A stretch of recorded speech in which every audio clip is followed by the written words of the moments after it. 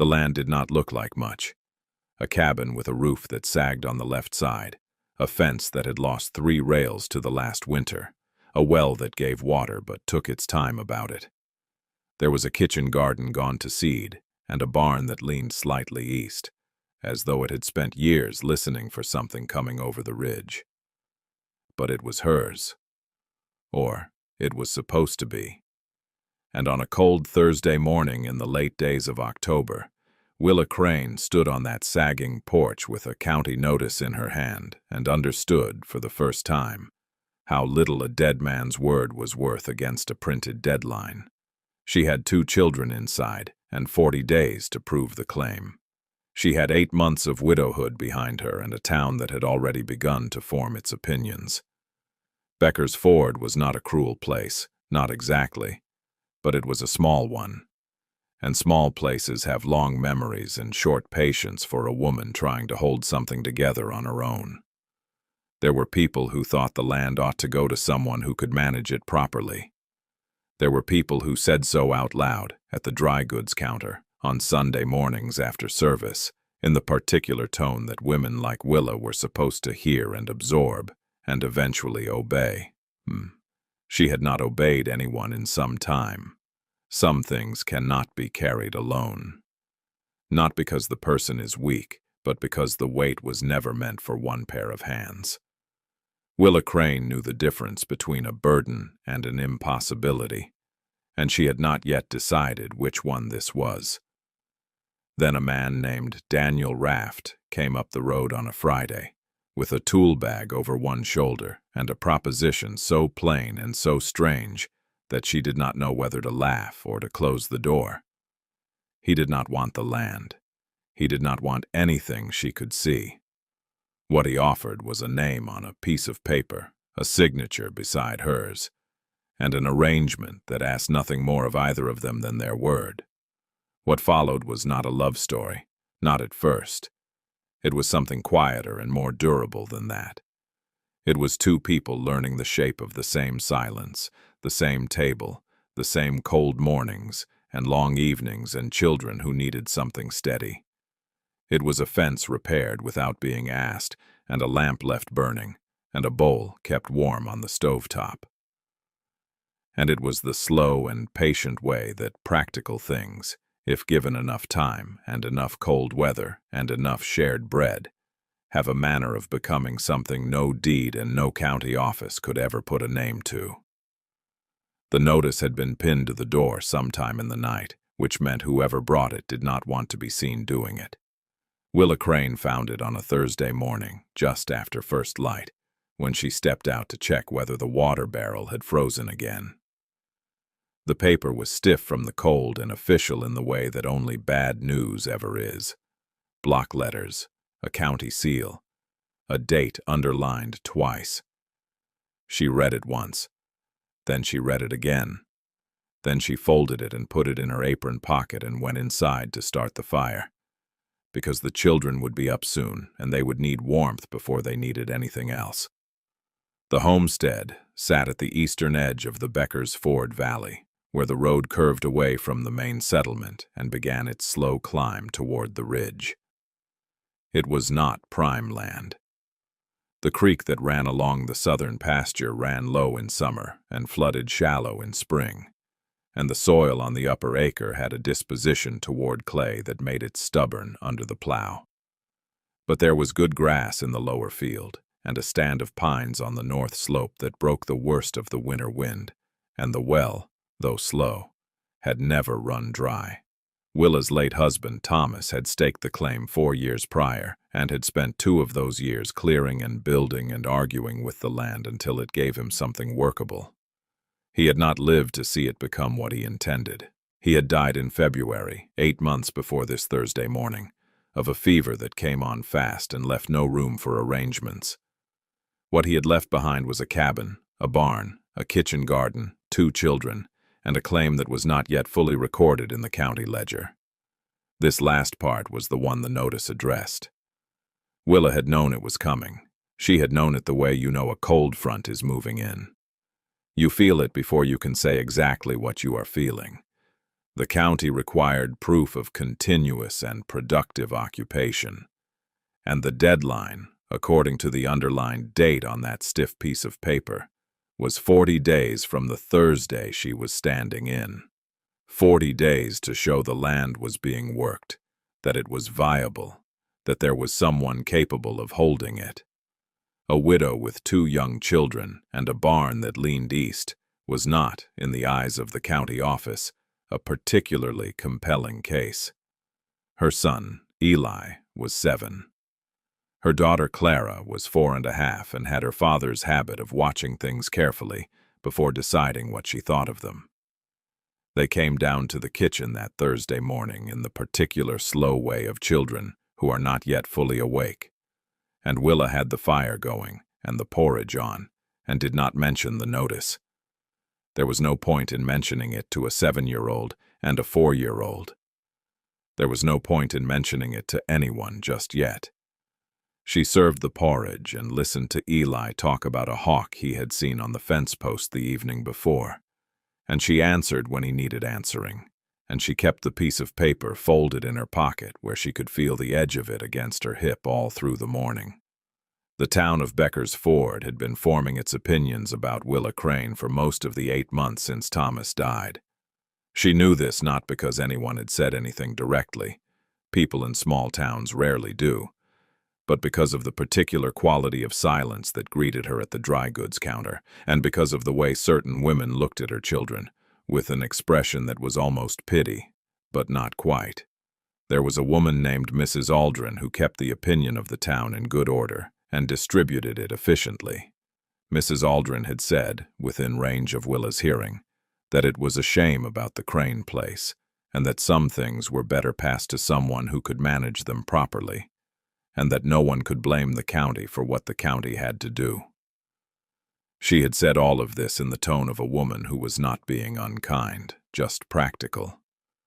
Willa had bought her flour and her lamp oil and walked out without replying, because there was nothing to say to practical unkindness that would do any good. She was not by nature a woman who asked for help. This was not pride exactly, or not only pride. It was something closer to a habit of self-sufficiency that had formed early and hardened over years into something she no longer questioned.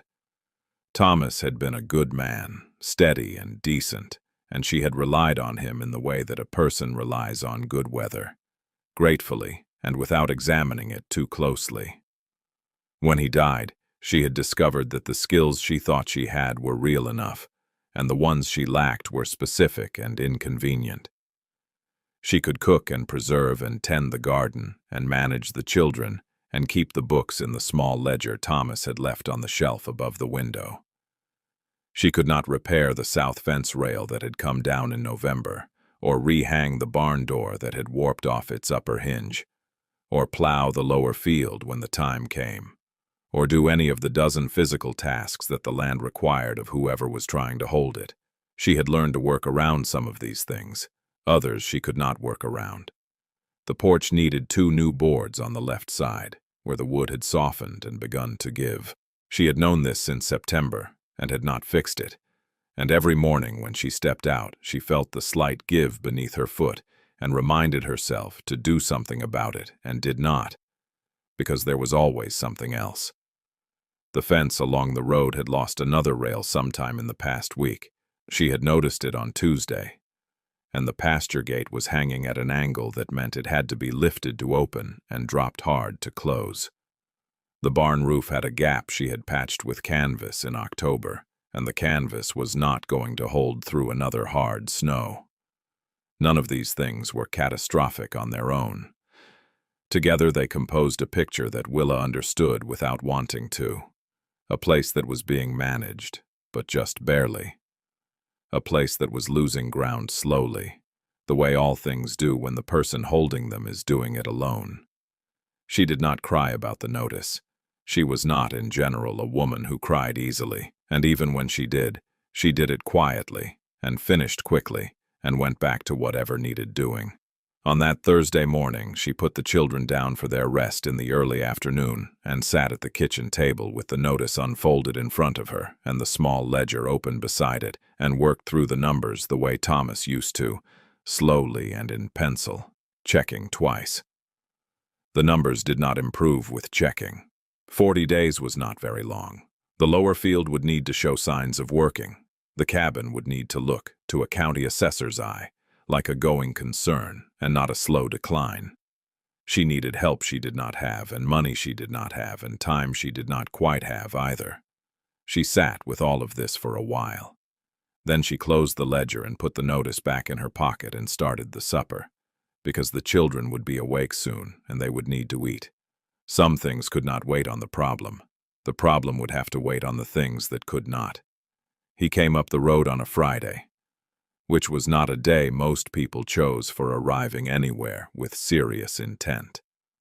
Fridays in Becker's Ford were for settling accounts and loading wagons and getting back to wherever you needed to be before the week closed. They were not generally days for proposals of any kind, but Daniel Raft did not appear to be a man who organized himself around what was generally done. He came up the road on foot, with a canvas tool bag over one shoulder, and a jacket that had been good once and was still serviceable. And he stopped at the fence line and looked at the place the way a man looks at something he is trying to place. Not judging it exactly, but reading it. The way you read ground before you walk on it. Willa saw him from the kitchen window. She did not go out immediately. She watched him stand at the fence for a moment, and she noted that he did not open the gate without being asked, which was the first thing she noticed about him, and it was not a small thing.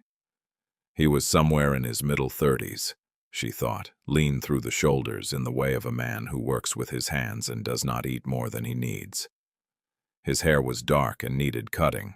He held his hat in his free hand rather than on his head, which meant he had already decided he was about to speak to someone and had made that small preparation. Willa dried her hands on her apron and went to the door. He introduced himself without preamble. Daniel Raft, he said, carpenter by trade.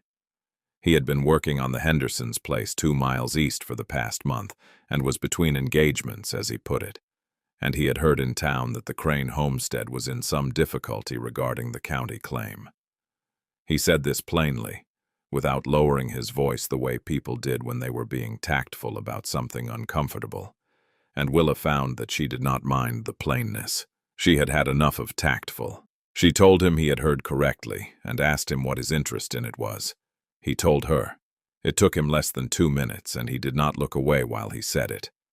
What he proposed was this: a legal marriage, recorded at the county office, that would put his name beside hers on the deed and satisfy the requirement for a working household on the claim. He would continue to take carpentry work in the area as it came. He would contribute his labor to the property for the duration of what needed doing. He was not asking for anything in return, he said, beyond a place to sleep in the barn and whatever was left in the pot at supper if there was any. He was not asking her to be anything other than what she already was. He said the word arrangement the way other people might say the word weather, as a plain fact of the situation, not a sentiment. Then he stopped talking and waited, hat still in hand, and did not fill the silence with anything extra. Willa did not say yes. She also did not say no. She said she would think on it, and she asked him if he wanted coffee, and he said he did not want to trouble her, and she said it was already made, which was true. So he came as far as the porch, and she brought 2 cups out, and they sat on opposite ends of the porch rail in the cold November air and drank their coffee without saying much. Eli appeared at the door after a few minutes, as 7-year-old boys will do when something is happening that they have not been told about. He looked at Daniel with the frank assessment of a child who has not yet learned to disguise his curiosity. Daniel looked back at him without making a fuss about it, and after a moment said, "That your hawk on the fence post over there?" And Eli turned to look and said, "Yes, sir. He comes most mornings." and Daniel nodded as though this was useful information, which seemed to satisfy Eli well enough that he went back inside. After Daniel left, Willa went about the rest of the Friday in her usual manner. She did not permit herself to turn the proposal over and over the way she knew she would want to. She fed the children and mended a shirt and checked the canvas on the barn roof and made a note in the ledger about the remaining lamp oil. She did not sleep well that night, but she had not slept particularly well in 8 months, so this was not a reliable measure of anything. On Saturday morning, she went through the numbers again, and they were the same numbers they had been on Thursday. On Sunday after service, she stood outside the church in the thin winter sun and listened to Mrs. Aldrin tell another woman that the county assessor would be making his rounds before December, and that some situations simply resolved themselves in time. Willa drove home and put the horses up and thought about resolution. By Monday she had not made a decision, but she had made a list, which was not the same thing, but was a beginning. The list was practical. What the arrangement would require of her, what it would require of the children, what it would change, and what it would not. She did not put feelings on the list because feelings were not, at that moment, the most useful thing to inventory. What mattered was the land. What mattered was 40 days, now 36, and a lower field that needed to look worked, and a barn roof that would not survive another hard snow, and 2 children who did not know yet that any of this was in question. On Tuesday morning, she was splitting the last of the kitchen wood when she heard the gate and looked up and saw Daniel Raft coming across the yard with his tool bag.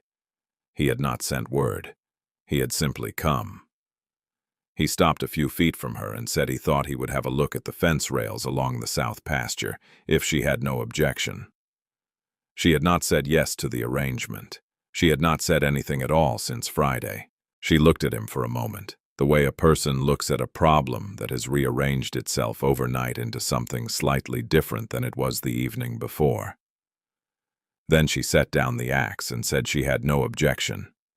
He nodded once and went to the fence, and she went back to the wood, and neither of them said anything further, and the morning went on around them the way mornings do. The cold in it, and the quiet, and the work that needed doing regardless of what had or had not yet been decided. The county office recorded the marriage on a Wednesday, which was a plain and unremarkable day for it, and that was fitting. There was no gathering afterward, no supper laid out for neighbors, no particular acknowledgement beyond the walk back to the wagon and the drive home in the thin winter light. Willa wore her good dress, the dark wool one she kept folded in the cedar chest, and Daniel had put on a clean shirt and had cut his hair, which she noticed and did not remark upon. The clerk at the county office shook both their hands and wished them well in the efficient manner of a man with other business waiting. They drove home in the kind of quiet that is not uncomfortable, just present. And when they pulled into the yard, Eli was sitting on the repaired porch steps waiting, and Clara was beside him with her rag doll in her lap, and the 2 of them watched the wagon come in with the careful attention of children who understand that something has changed without being entirely sure what. Daniel moved his things from the barn into the small room off the kitchen that had been used for storage since Thomas died. It did not take long. He had a bedroll, the tool bag, a spare pair of boots, and a tin box that he set on the shelf without opening it in front of anyone. Willa had cleared the room of the stored things the day before and had put a lamp on the shelf and left it at that. She did not make a ceremony of it. He did not expect one.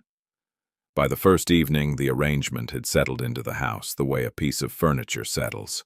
Present, functional, neither comfortable nor uncomfortable yet, simply there.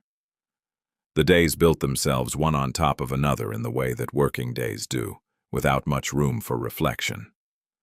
Daniel was up before first light and had the horses seen to, and the barn water broken from its overnight freeze before Willa had the fire going in the kitchen. He did not come in for breakfast until she had called once, and he did not linger after. He worked the south fence to its end and began on the gate hardware, and then turned his attention to the barn roof, replacing the canvas patch with good cedar shingles he had traded for in town. He worked without explanation and without seeking approval, in the manner of a man who has decided what needs doing and is doing it. And Willa found that she trusted this manner more than she would have trusted a man who asked permission for every decision. The suppers were where the day collected itself. They ate together, the four of them, at the kitchen table, and the children did most of the talking, which suited the adults well enough. Eli had appointed himself Daniel's informal assistant and reported each evening on the progress of whatever Daniel had been working on, with the authority of someone who had observed the work closely and intended to be taken seriously. Daniel listened to these reports and corrected them when they needed correcting, and confirmed them when they were accurate, and this appeared to be exactly what Eli required. Clara said less but watched more, in the way she had always done, and occasionally she would slide her bowl closer to Daniel's side of the table without apparent reason, and then pretend she had not done it. One evening in the second week, Willa left a bowl covered on the stovetop for Daniel, who had stayed late in the barn working on the door hinge by lamplight. She did it without thinking, the way you do a thing that has already decided itself, and she was already in bed before she heard him come in and lift the cloth and set the bowl back down when he was finished. In the morning, the bowl was washed and stacked with the others, and nothing was said about it. But the following evening he brought in an extra armload of kitchen wood without being asked, and stacked it neatly beside the stove. And that was not said about either. Some things do not require language. Some things are better without it. Mrs. Aldrin came to her conclusions about the arrangement by the end of the first week, and distributed them by the middle of the second. Willa heard the substance of it from the postmaster's wife, who delivered it with the particular discomfort of a woman who feels she's doing a kindness by passing along what would be said anyway. The conclusion was that Willa Crane had been practical in a way that some found cold, that the whole business had a transactional quality unbecoming to a woman of even modest standing, and that the children deserved better than a mother who treated marriage like a business contract. Willa listened to all of this and thanked the postmaster's wife for the information, and drove home and made the children supper, and did not mention it to anyone. The man named Holt presented himself at the property on a Thursday afternoon, near the end of the second week, while Daniel was up on the barn roof. He was a land agent of the informal variety, meaning he bought claims from people who were tired or beaten and sold them to people with more capital. And he had made an offer on the Crane place in September that Willa had declined without ceremony. He stood at the fence the way men like him stand, proprietarily, as though the standing itself is a form of claim, and told Willa that he was aware things had changed regarding the deed situation, and that his offer was still available, reduced now on account of the time elapsed and the condition of the fencing, but available. He said it pleasantly. He was not a man who raised his voice. He said that arrangements made in haste had a way of not lasting, and that it was worth thinking about a clean resolution while one was still on the table. Willa told him she would not be needing a resolution of that kind. He nodded in the slow way of a man who has heard no before and intends to hear something different eventually, and he left the way he came, and Willa watched him go and said nothing further. That evening at supper, Eli announced that a man had come to the fence while Willa was talking to him, some man Eli did not know, and that Daniel had watched him from the roof the whole time. Daniel did not confirm or deny this. He asked Eli to pass the bread. But later, when the children were in bed and Willa was banking the fire for the night, Daniel came to the kitchen doorway and stood there a moment and said, "That man comes back, you tell me. Not as an order, not as a question. The way a man states a plain fact about how a thing will be handled." Willa set the poker back against the stone and said, "All right," and Daniel went back to his room, and the fire settled, and the house was quiet in the particular way it had begun to be quiet. Not empty, but full of something that did not yet have a name and did not seem to need one. The county assessor came on a Tuesday, which was the kind of day that arrives without announcement and requires you to be ready anyway. He was a thin man, in a good coat, who carried a leather folder and wrote things down with the focused efficiency of someone who has seen many properties and formed his opinions quickly and does not require much time to form another. He walked the fence line and looked at the barn roof and checked the kitchen garden and stood in the lower field for a moment, studying the furrows Daniel had turned in the past week, and he wrote something in his folder. He did not say much. Willa walked beside him and answered what he asked and did not volunteer anything extra, in the way of a woman who has learned that extra words rarely improve a situation. Daniel was working the far pasture and did not come in, which was the right instinct, because some things are helped by the appearance of ordinary life continuing undisturbed. The assessor left before noon and said the office would be in touch within the week.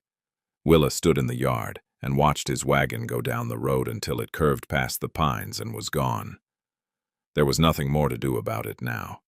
The land either looked like a going concern or it did not, and all the furrows were real, and the fence was real, and the barn roof would hold through any snow that came this season. She had done what could be done, and Daniel had done what could be done, and the county office would decide what it decided without any further assistance from either of them. She went inside and put the kettle on and began the bread, because bread needed time to rise and supper would not make itself, and the children would be in from the cold before long wanting both. Holt came back on a Thursday. He came in the afternoon, when the light was already going low and orange over the ridge, and this time he did not stop at the fence. He came through the gate and into the yard with the ease of a man who has decided that pleasantness has run its course, and that something more direct is now warranted. Willa heard the horse and came to the porch, and Holt touched his hat and said he had heard the assessor had been by, and that he imagined the waiting must be a difficult thing, and that his offer, though he hated to put it this way, would not remain available past the end of the month. He named the reduced figure again, in the tone of a man who believes he is delivering a rescue and expects some gratitude along with the transaction. He had clearly rehearsed the balance of it on the ride over. Daniel came around the corner of the barn. He had been working on the latch mechanism of the side door, and still had the tool in his hand. And he walked across the yard in the unhurried way of a man who is not asking permission and not making a performance of anything, just moving through his own yard toward something that requires his attention. He stopped a few feet from Holt's horse and looked up at the man without particular expression and said, "The lady gave you her answer in September. He said it the way you state something that has already been settled and does not require revisiting." Holt looked at him for a moment and then at Willa and then back at Daniel and said he was simply making a business call and meant no offense. Daniel said none taken, and then he waited, and the waiting was quiet and complete and left no room for anything else. Holt touched his hat and turned his horse and went back through the gate, and Daniel watched him go and then went back to the barn latch without further remark. The letter from the county office came on a Saturday. Willa opened it at the kitchen table with Clara at her feet, arranging wooden spoons in a row of descending height, as she had taken to doing that month. She read the letter once and then read it again, and the second reading said the same thing the first one had. The claim was confirmed. The homestead was recorded in full. The names on the deed were Willa Raft and Daniel Raft, and the land was theirs by every measure the county of record recognized. She set the letter down on the table and sat with it in the way you sit with something that is larger than the moment that contains it. She did not cry. She was not a woman who cried at good news or at much else, and this was not that kind of moment anyway. It was quieter than that. It was the particular stillness of a thing that has been held in uncertain balance for a long time, finally coming to rest. She told Daniel that evening after supper, when the children were in bed and the kitchen had gone to its end-of-day quiet. She handed him the letter across the table, and he read it and set it down, and was still for a moment in the way he was still when he was thinking something through to its conclusion. Then he said good. In the plain way he said most things, and it was sufficient because it carried everything it needed to carry, and neither of them required more than that. Willa poured 2 cups of coffee and set one in front of him, and they sat at the kitchen table in the lamplight with the letter between them and the fire at their backs, and the cold pressing steady and silent against the windows from outside. The house was warm. The barn roof was sound. The deed was filed. These were not small things, even when they were said in small words. It was Willa who spoke first after a while. She said she wanted to say something and was not entirely certain how to say it, which was unusual for her, and she said it anyway. Which was not unusual at all. She said she had not expected the arrangement to be what it had turned out to be. She did not elaborate on what she meant by that, because she thought he probably understood, and she was right that he did. Daniel looked at her across the table in the steady, unhurried way he looked at most things, taking his time, not filling the space with anything premature. Then he said that maybe some things were better without a name until the name arrived on its own. He said it quietly, and when he finished, he moved his hand across the table and set it beside hers, not over it, just beside it, close enough that the warmth of it was present without being a demand. Not over it. Beside it. The fire settled behind them. Neither of them moved for a long while. The town of Becker's Ford adjusted its opinions over the weeks that followed, in the slow, collective way that small towns do when the thing they were certain about reveals itself to be something else entirely. Mrs. Aldrin did not apologize, because she was not a woman built for apology. But she ceased saying the things she had been saying, and that silence was as close to one as the town was ever going to offer. The postmaster's wife nodded at Willa after Sunday service with a warmth that had not been there in September, and the nod meant something that the previous months had not managed to convey. These were small acknowledgments.